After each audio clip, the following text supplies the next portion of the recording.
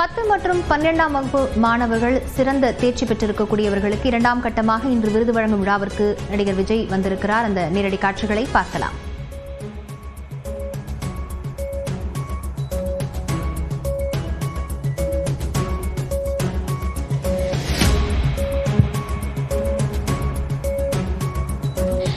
நீராறும் கடலுடுத்த நிலமடந்தை கெழொழுகும்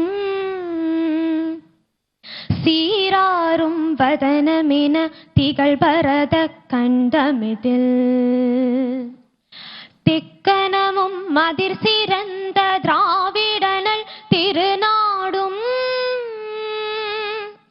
தக்க சிறு பிறை நுதலும் தரித்தனரும் திலகமுமே அத்திலக வாசனை போல் அனைத்துலகும் இன்பமுற எத்திசையும் புகழ் மணக்க இருந்த பெரும் தமிழனங்கி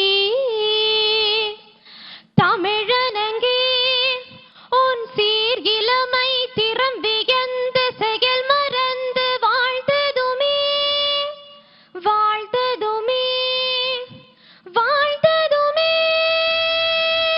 நன்றி.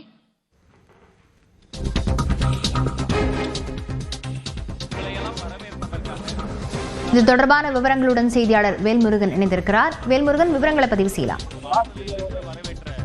தமிழக வெற்றி கழகத்தினுடைய சார்பில் இப்பொழுது 3வது ஆண்டாக 10ஆம் வகுப்பு மற்றும் 12ஆம் வகுப்பில் அதிக மதிப்பெண் பெற்ற மாணவர்களை பாராட்டும் விதமாக தமிழக வெற்றி கழக தலைவர் விஜய் தற்பொழுது உதவித்தொகை வழங்க இருக்கிறார். இதற்கான நிகழ்ச்சி 2ஆம் கட்டமாக மகாபலிபுரத்தில் இருக்கக்கூடிய தனியார் மண்டபத்தில் நடைபெற்று வருகிறது.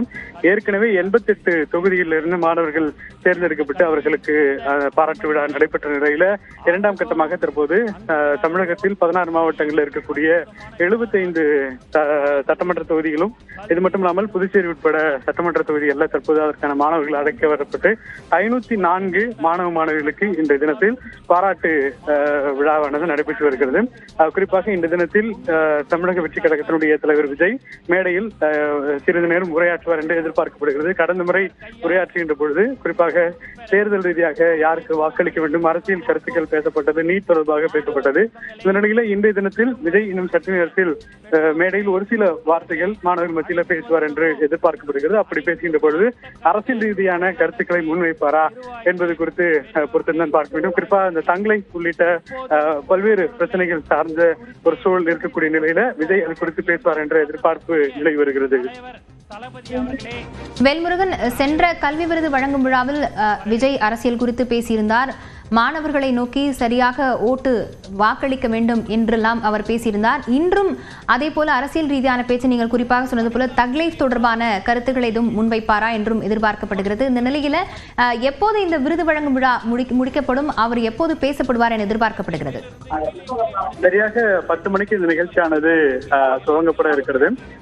குறிப்பாக இங்க இருக்கக்கூடிய மாற்றுத்திறனாளி மாணவர்கள், சிறப்பு மாணவர்களுடன் புகைப்படம் எடுத்துக்கொண்டு பின்னர் மேடையில் இந்த நிகழ்ச்சியானது தொடங்கப்பட இருக்கிறது. கடந்த முறை பேசுகின்ற போது கடந்த 30ஆம் தேதி முதல் கட்டமாக நடைபெறும் பொழுது குறிப்பாக அந்த தினத்தில் பல்வேறு அரசியல் ரீதியான கருத்துக்களை தெரிவித்த பிறகு இன்றைய தினத்தை நாம் தொடர்ச்சியாக பேசினால் உங்களுக்கு சலிப்பு ஏற்படும் என்று மேடையில் பேசியிருந்தார்.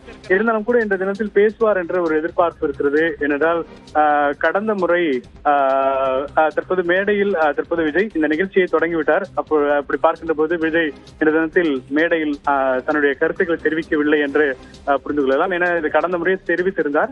இருந்தாலும் கூட தற்போது இந்த அரசியல் கருத்துக்களை பேசுவார் என்று எதிர்பார்க்கப்பட்ட நிலையில விஜய் அந்த மாணவர்களை பாராட்டக்கூடிய நிகழ்வானது தொடங்கி இருக்கிறது. 75 தொகுதிகளுக்கான தற்போது அந்த மாணவர்களுக்கான பரிசீலிப்பு நிகழ்ச்சி, தங்க மோதிரம் வழங்கக்கூடிய நிகழ்ச்சியை நாம் பார்த்துக் கொண்டிருக்கிறோம். விவரங்களுக்கு நன்றி வேல்முருகன்.